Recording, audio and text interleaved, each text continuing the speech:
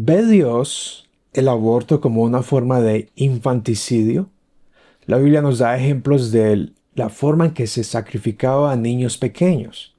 Por ejemplo, en el libro de Levítico, capítulo 20, versos 2 al 5, Dios advierte a que su pueblo tome acción y no sea indiferente cuando alguien de la congregación sacrifica a sus niños a Moloc. Esos son dioses que, por decirlo así, le hacen competencia al Dios Altísimo. Y se hacía un intercambio. Se ofrece al niño para recibir la bendición o evitar el juicio de un Dios en particular. En muchas ocasiones, los pueblos paganos tenían cultos de prostitución y por tanto los sacrificios de los niños era para eliminar la evidencia de esos cultos de prostitución. Así que este versículo nos dice de que para Dios es abominable y envía maldición. Se separa de aquel que comete tal acto y si el pueblo es silenciado, Dios pondrá su rostro contra su pueblo.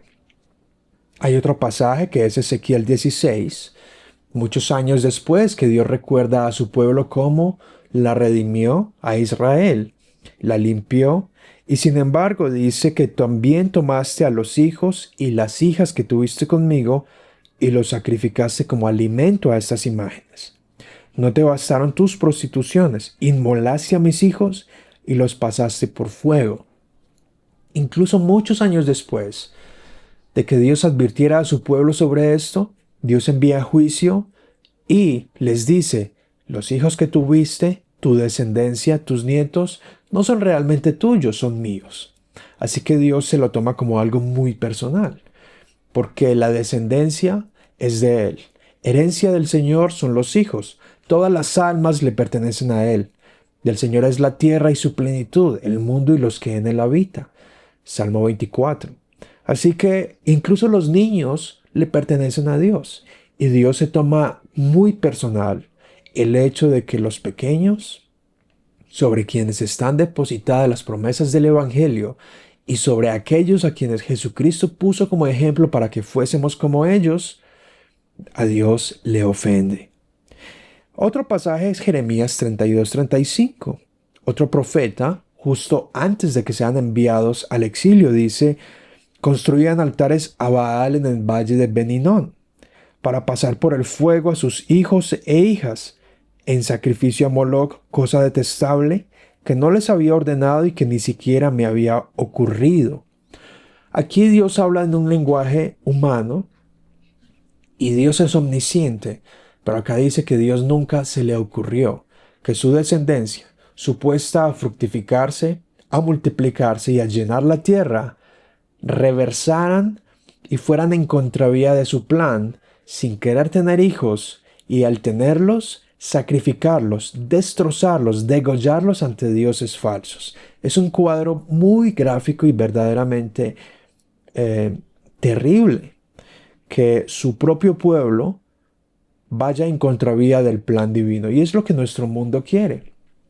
El mundo no quiere que los hombres tengan hijos, que las mujeres tengan hijos, y si los tienen, hay un embarazo inesperado, no planificado, se ve como el fin del mundo, como una maldición, como motivo de tristeza, como algo que hay que solucionar, reversando así el plan divino de destruir a los niños pequeños, derramar su sangre inocente y sea de paso destruirse a sí mismo con las consecuencias espirituales, psicológicas, físicas y emocionales.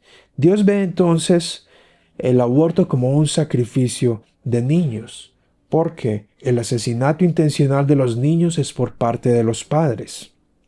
Son descuartizados, desmembrados, y aquello que Dios está entretejiendo dentro de las partes más ocultas de la tierra, que es el vientre de la mujer, según el Salmo 139, los hombres lo desmembran por dentro, impidiendo su desarrollo natural. Se sacrifica por otra cosa, se intercambia por otra cosa. Los padres se sacrifican por sus hijos, se trasnochan, duermen poco, gastan su dinero, invierten años en la educación de ellos, en tantas cosas, y se niegan a sí mismos para darle a sus hijos. Pero el aborto en forma de sacrificio destruye a los niños para recibir el beneficio. En otras palabras, siempre tiene que haber un sacrificio. O se sacrifica el ser humano por la otra vida, o se sacrifica la otra vida por aquel que no desea tener el niño y llevar a cabo esa vida. Así que el aborto es visto como un sacrificio de infantes porque es un intercambio, porque es traerlo, es una ofrenda a recibir algo a cambio. Y Santiago nos dice, ustedes piden y piden mal para sus propios deseos y matan. Así que el aborto es un sustituto.